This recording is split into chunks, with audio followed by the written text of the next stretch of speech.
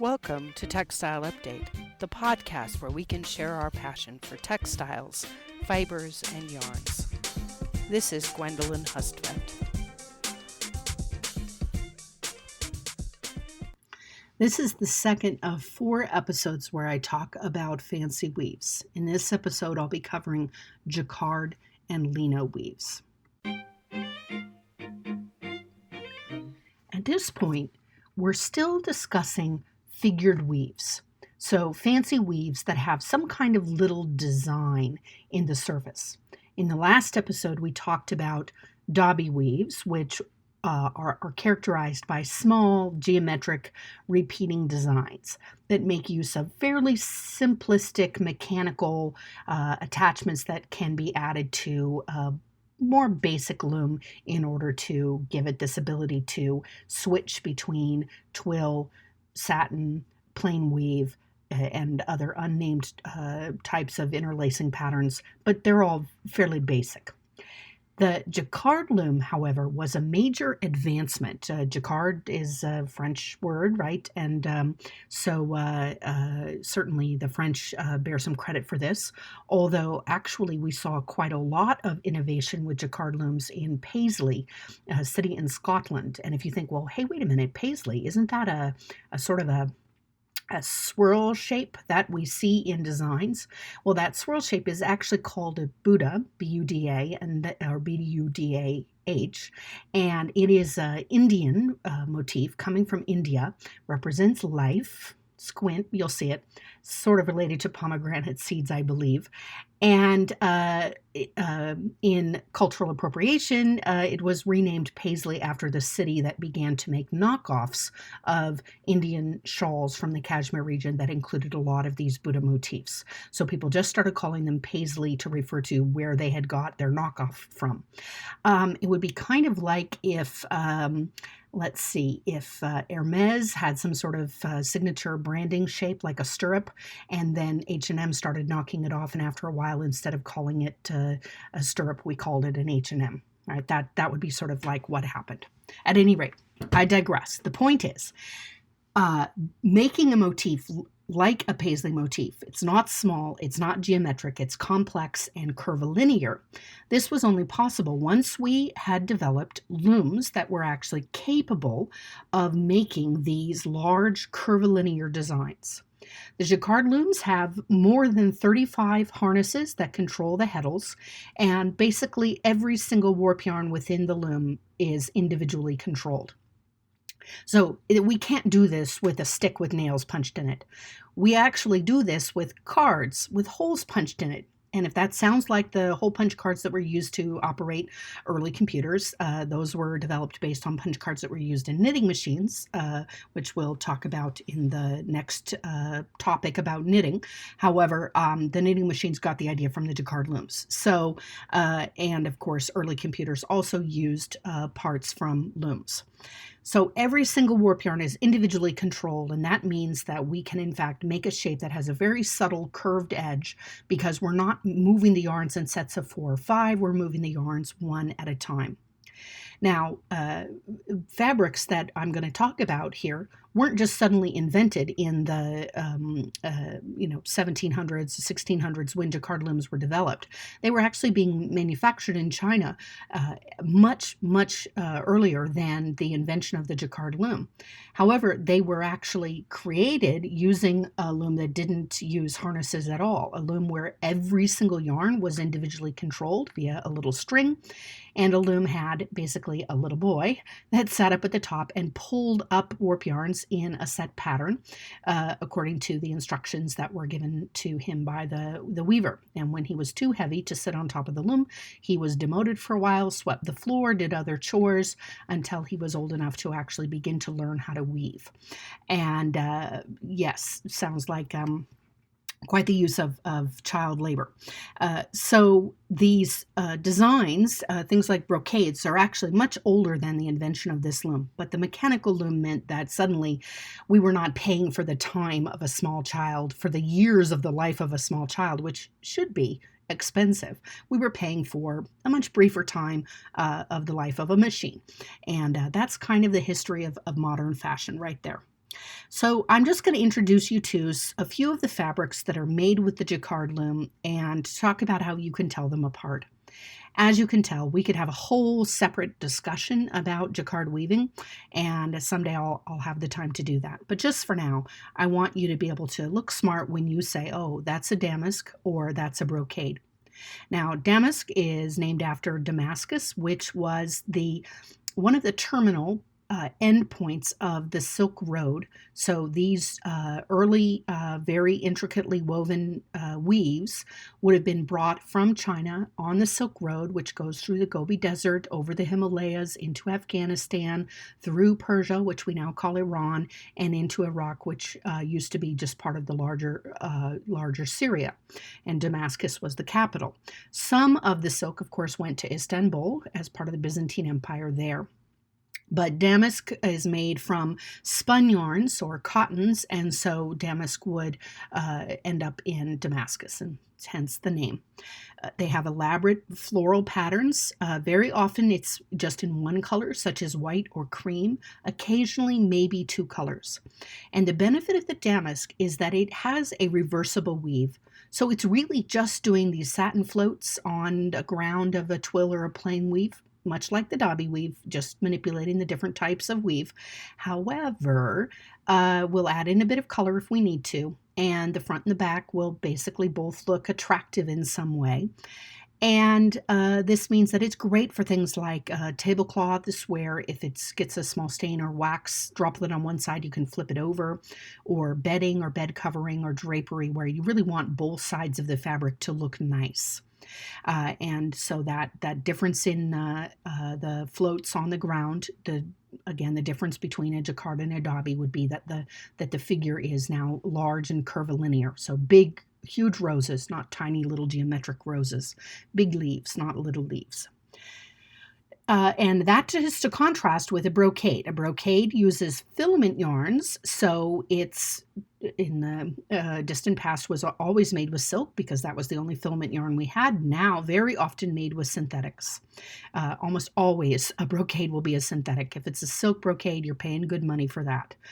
Interior designers may be able to get into that. It's used a lot in interior design for things like upholstery or, gowns of a certain type, for like a skirt and a garment that has a lining, because the back side is not pretty. It's going to be a mess of all of the yarns that aren't being used in the front side. You can distinguish between the brocade and the damask, not only because of the difference between the spun and the filament yarns that we see between the two, but also that the patterns in brocades are much more about contrasting colors and metallic yarns. So even though it is, again, about a raised floral figure on a ground, very often using satin or twill to make the difference, color will be thrown in very often, or metallic yarns will be thrown in. And the whole point is it doesn't have to be reversible, so we don't have to really be careful about what it looks like. Interestingly, the Jacquard loom has also been used to make another type of textile that used to be hand woven, and that is a tapestry. And even now, you can visit a place like, what's it called? The Dovecot Tapestry Facility in Edinburgh. I took students there when we were doing our trip to Scotland, our textiles trip, and we could see it was a 2-story room that they were working in. We were in a balcony up on the 2nd story, and these huge textile looms were basically tall standing frames with warp yarns that went from the top of the frame down to the floor and were held by weights. And then the yarns were woven in one at a time. And we would say these are discontinuous filling yarns. So a filling yarn might only go 3 or 4 inches in a certain spot, and the raw ends are sticking out the back of the tapestry weave. So the point is the front of the tapestry looks great. The back is a bit of a mess. We saw some photos. That particular tapestry studio had designed tapestries to go around the top of a sunken banquet hall at a secret society in London. I mean, not secret, but it was a banking society, centuries old, recently had admitted women members, and wanted to sort of redecorate the space to kind of update the imagery that they were using to help the women members feel included. And so they had this, the room itself was 2 stories, although it was all underground, and they had the tapestry designed and put around 3 of the walls of basically what would be one whole story up above, with sort of the story of the history of their banking society. Is an example, right? Tapestries would have been developed in medieval times to cover up damp, moldy stone walls. Later on, in certain regions, such as Sicily, quilts were actually developed to serve the same purpose, right? Layers of fabric stitched together with an insulative purpose. So people are always like, oh, it's so amazing when quilts that look good on the bed look good on the wall. Well, quilts started on the wall and then moved to the bed. And so, of course, they look good on the wall. The tapestries are very dense and heavy. So occasionally we'll use a tapestry for something like the upholstery on a chair. And it's different from a jacquard because it's really heavy and dense. It's different from a brocade because it's heavy and dense and uses spun yarns. So these 3 choices you say, is it spun or is it filament, right? If it's filament, then it's brocade. If it's spun, it could be tapestry or it could be damask. And then if you're looking at multicolored discontinuous filling yarns that are very thick, you're looking at tapestry. Of course, jacquard looms were used to weave tapestries to make them very inexpensive. My family actually has one of these tapestries that were manufactured in France right at the end of World War I and sold to what were called the doughboys, the Americans who arrived right at the end of World War I to sort of give it the final push to the end of the war, and then came back to the United States with bottles of French perfume and machine-made French Belgian lace and these tapestries. It looks like a fancy, hand-woven tapestry, but it's actually just woven on a jacquard loom. So if you have a swatch kit with samples of fabric, you might have a sample of the tapestry and you'll be able to see how much thicker it is compared with a brocade.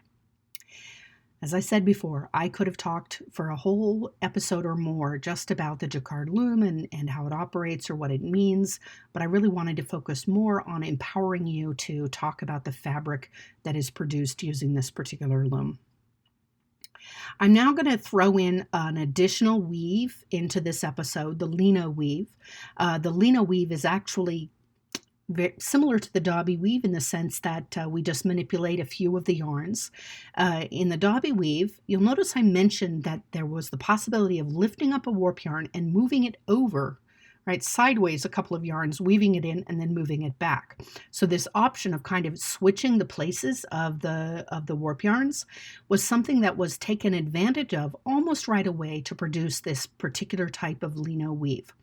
And it's in the fancy weave section, even though it does not have a figure in it. So it's a tiny little category that, just is all its own. And what happens is 2 warp yarns are one is lifted, a filling yarn is put in place, and then the yarn is lowered. But as it's lowered, it actually switches places with the yarn next to it, the yarn it always switches places with. It's pair.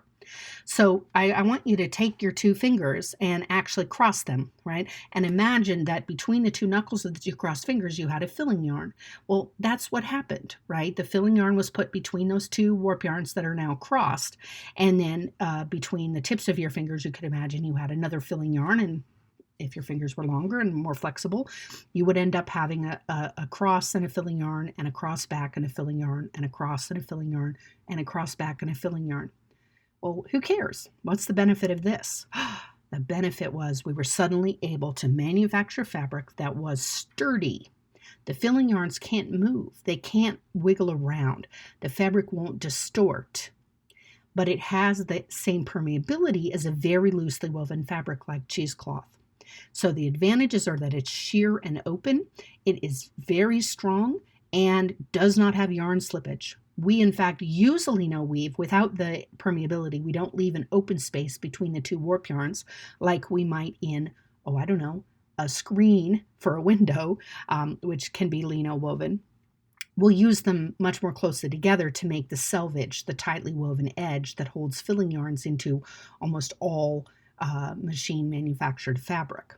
So there's air permeability and light permeability with strength and low yarn slippage. meant for the very first time after this weave was invented, we had a fabric that could be placed over windows to prevent the entry of insects, mosquitoes and flies, right?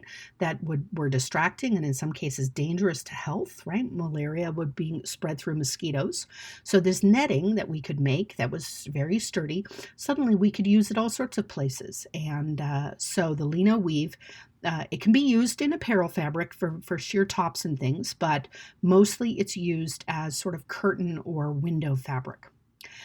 There's two types of fabric that are different as is typical because one is made with filament yarns and one is made with warp yarns.